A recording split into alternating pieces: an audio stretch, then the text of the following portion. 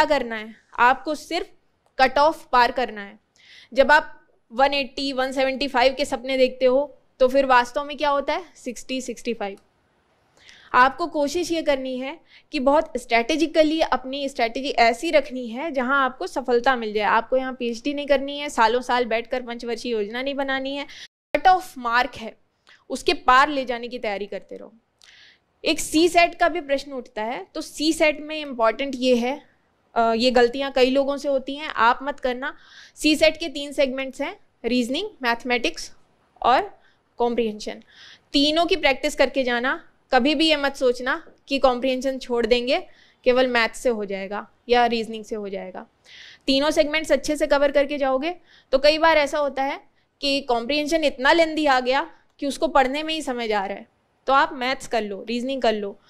वहाँ भी आपको बस एक लिमिट है, वहाँ तक करना है। इसमें एक और ट्रिक है, कोशिश करो कि 4 मतलब जैसे आप 52 56 इस तरह से क्वेश्चन करो जो 4 के मल्टीपल में हो, क्योंकि जब आप मैथमेटिक्स लगाओगे और आपको जितने मार्क्स लाने हैं उस हिसाब से देखोगे, तो अगर आपने 53 क्वेश्चंस किए और बाकी 54 55 56 3 छोड़ दिए, तो भी आपके मार्क्स उतने ही आएंगे जितने 56 करने पर आएंगे, भले ही तीनों गलत हो गए हों।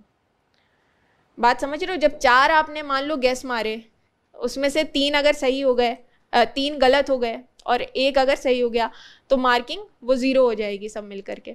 तो इसलिए हमेशा 4 के मल्टीपल में सी सेट करना है। अगर 53 हो गया है तो आप 56 फिर आगे करो। अगर गलत हो गया तो कोई फर्क नहीं पड़ेगा, मार्क उतने ही आएंगे। सही हो गया तो अच्छी बात है, आप आगे बढ़ जाओगे।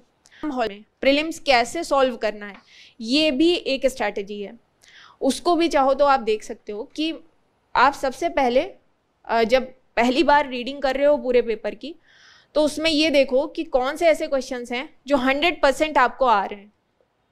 उनको आपको टिक कर लेना है, उनको सॉल्व कर लेना है और अपना मन बना लेना है कि हाँ यही वाला ऑप्शन सही है, इसी को OMR पे भरना है। उसके बाद सेकंड वो क्वेश्चंस आएंगे जो आपको लग रहा है कि कुछ स्मार्ट ट्रिक इसमें लग सकती है, कोई स्मार्टनेस के साथ इसको सॉल्व किया जा सकता है। तो वो वाले जो क्वेश्चंस हैं उनको एक लाइन पे एक जगह लिख लो, वहाँ पर आप गोला बनाओ और तरह तरह के साइंस बनाओ। ये सब करने से अच्छा है कि उसके नंबर एक जगह लिख लो। और थर्ड वो होंगे जो आपको बिल्कुल भी नहीं आ रहे हैं, आपको समझ भी नहीं आ रहा है कैसे होगा, कोई ट्रिक नहीं लग रही है, तो थर्ड की अलग लाइन बना लो, उनको भी नंबर वाइज लिख लो। जैसे 15वां है, 15वां आपको लग रहा है कि स्मार्ट गेस से हो जाएगा, तो 15वां ऊपर लिख लो। 16वां है जो आपको बिल्कुल समझ नहीं आ रहा है, 16वां नीचे लिख लो। तो आपकी ये 2 अलग अलग तरह के क्वेश्चन छट जाएंगे। वहाँ पर कोई क्वेश्चन पेपर में कई लोग गोला वगैरह बनाते हैं, वो काम मत करो, वो बहुत कंफ्यूजिंग हो जाता है। एक जगह लिख लोगे तो सही रहेगा। अब पूरा पेपर 3 चरणों में बट गया।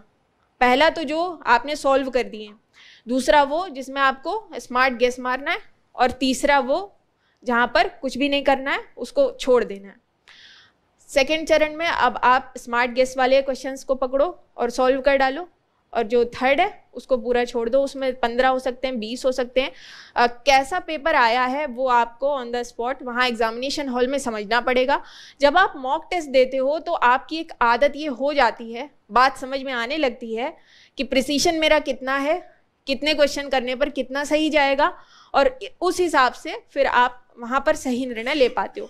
सी सेट में भी यही करना है, ऑन द स्पॉट समझना है कि डिमांड क्या है, कॉम्प्रिहेंशन हो रहा है, मैथमेटिक्स हो रहा है, कौन सा सेगमेंट अच्छे से हो रहा है। और क्योंकि समय बहुत कम होता है, तो प्रैक्टिस अगर आप पहले से नहीं करके जाओगे तो वहाँ फंस जाओगे। इसलिए प्रैक्टिस अच्छे से करके जाओ।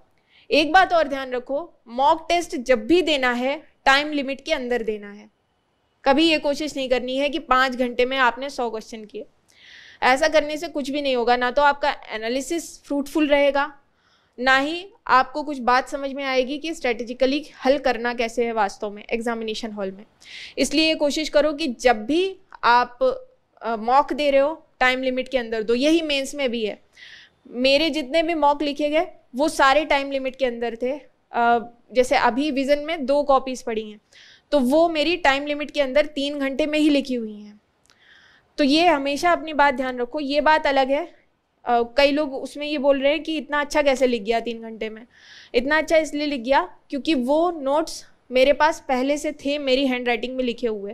तो एक मसल मेमोरी भी हो जाती है कि जो चीज़ें आप पहले लिख चुके हैं उसको किस तरह से टाइम फ्रेम के अंदर जल्दी जल्दी लिख देना है। इस पे अभी हम लोग बात करेंगे कि नोट्स मेकिंग करनी कैसे है।